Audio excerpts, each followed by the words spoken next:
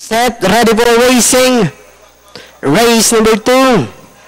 Racing just is started as expected. Modern Love, break quickly at a start. Priceless Joy, and in third comes Papa Loves Mambo. Just in time is down at the inside. The next on line is back of JJ, while to Brook is the only trailer by about 10 lengths of the leader. Racing down the back stretch, we have Modern Love, Morlink anyhow, Priceless Joy in second, and into just in time Papa Loves Mambo. JJ comes next back up, while to Brook is still racing in last. Back to the leader, we have Modern Love enjoying a 2 lengths lead.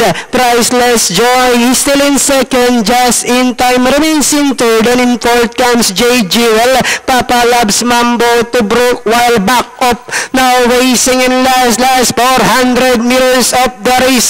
Modern Love enjoying a 4 lengths lead, and in second Priceless Joy. JJ now moving up down on the inside as they swing for home.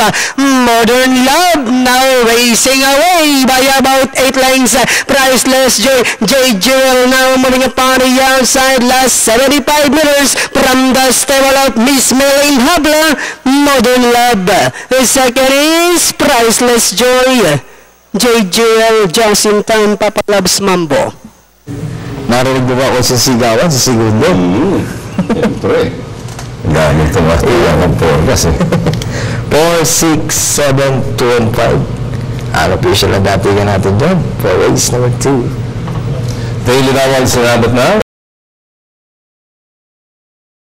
Sa 296,000.